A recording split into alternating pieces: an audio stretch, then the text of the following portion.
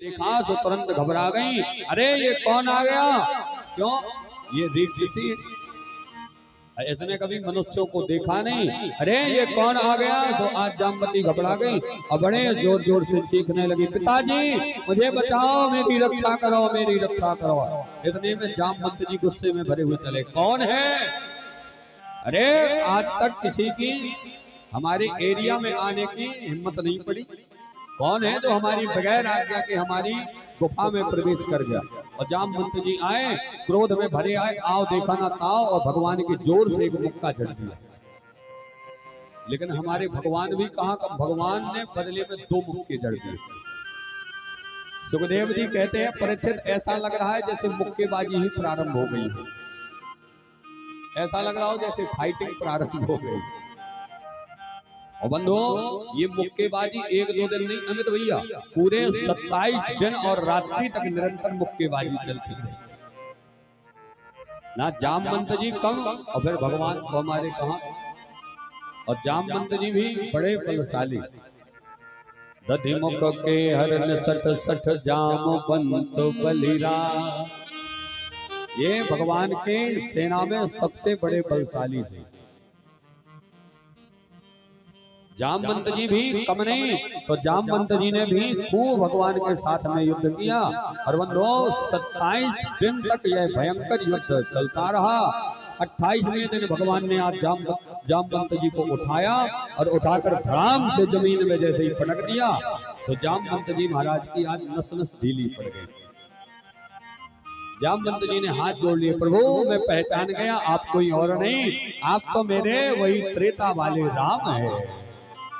प्रभु मुझे माफ कर देना, मुझसे बहुत बड़ी भूल हो गई, मैं आपको पहचान नहीं पाया।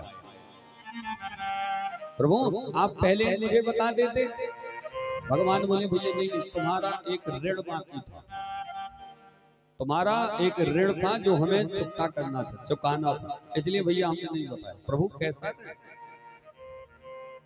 भगवान बोले, जामवंत जी क्या आप भूल गए? जब हम लंका पर विजय प्राप्त करके लौटे तो सबने अपनी अपनी इच्छाएं व्यक्त की और मैंने सबके मनोरथ को पूर्ण किया। लेकिन जब जामवंत जी की बारी आई, जामवंत जी से पूछा गया, महाराज आप तो ठीक है, कहिए आप क्या चाहते हैं? आपके मन को तो शांति है ना? जामवंत जी बोले, प्रभु और तो सब ठीक है, लेकिन अभी मेरे हाथों की खुजली नहीं मिटी, अभी मेरे हाथों में खुजली हो रही। भगवान बोले, तुम्हारे हाथों की खुजली कैसे मिटेगी?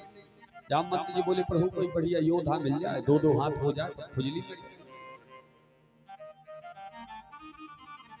राम जी बोले, देख लो इनमें से यदि कोई दिख रहा। बोले, नहीं इनमें से तो कोई नहीं दिख रहा, ये तो कोई हमसे युद्ध करने लायक नहीं। क्यों? युद्ध तो बराबरी वाले के साथ में किया जाता है। राम जी बोले, फिर कोई नहीं दिख रहा? बोले नहीं कोई तो दिख रहा हो। बोले, तो सरकार आप ही दिख रहे, आप ही के साथ में 2-2 हाथ हो जाए। भगवान बोले, भैया अभी हम तुम्हारे इस मनोरथ को पूर्ण नहीं कर सकते। क्यों? हम मर्यादा पुरुषोत्तम है। यदि स्वामी और सेवक के बीच में युद्ध होगा तो समाज में कितनी अपकीर्ति फैलेगी। भैया जामवंत जी महाराज, हम तुम्हारे इस मनोरथ को पूर्ण नहीं कर सकते। अब वास्तव में जैसे कल्पना करो, जैसे हमने 7 दिन तक कथा सुनाई और 7वें दिन तक भैया लोगों ने खूब हमारा स्वागत सम्मान किया, और आज जब विदाई का समय आ जाए तो हम दोनों में युद्ध प्रारंभ हो जाए, लोग क्या कहेंगे? कितनी अब कीर्ति फैलेगी, लोग अच्छा कहेंगे, अब कीर्ति फैलेगी। वही भगवान कह रहे हैं, भैया जामवंत यदि सेवक और स्वामी में युद्ध प्रारंभ होगा, कि अभी तक साथ में रह के बढ़िया देखो लंका पे विजय प्राप्त की, अब विजय प्राप्त होते देर नहीं हुई कि दोनों में युद्ध प्रारंभ हो गया। जामवंत जी हम आपके इस मनोरथ को पूर्ण नहीं कर सकते, लेकिन हम तुम्हें वचन देते हैं कि तुम्हारे मनोरथ को पूरा जरूर करेंगे। जामवंत जी वही त्रेता का मेरा ऋण बाकी था, और आज जामवंत जी के साथ में भयानक युद्ध, 1-2 दिन नहीं 27 दिनों तक, और जामवंत जी के हाथों की खुजली नहीं नस नस ढीली पड़ गई। भगवान ने भी इतने मुक्के मारे कि आज जामवंत जी की नस नस ढीली पड़ गई। जामवंत जी बोले, प्रभु मुझे माफ कर देना, मैं आपको पहचान नहीं पाया, गलती हो गई मुझसे। लेकिन सरकार एक निवेदन है, एक बात बोलूं, आप बांसुरी में बिल्कुल अच्छे नहीं लगते। सरकार एक बार कृपा करके वही धनुष बाण वाला मुझे स्वरूप का दर्शन कराइए ना। बंधुओं निवेदन करें, आज भक्त के भाव की रक्षा के लिए आज वही श्री कृष्ण भये रघुनाथ, आज वही रघुनाथ जी जो बंसी लिए खड़े थे, पल में ही वही भगवान आज द्वारकाधीश धनुष बाण लिए हुए खड़े।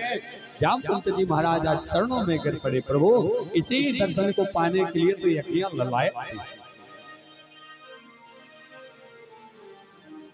सरकार आज ये बरसों की प्यासी अखियों को सांत्वना मिल गई है।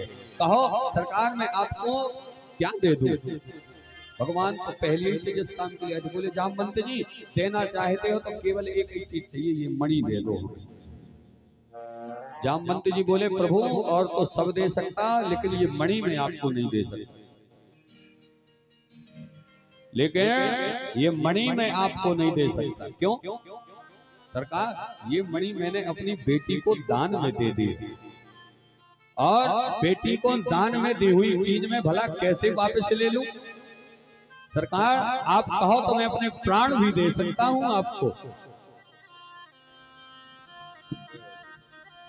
सरकार और तो और मैं अपने प्राण भी आपको दे दूंगा, लेकिन सरकार की मणि मत मांगो, ये मणि मैं आपको देने में समर्थ नहीं।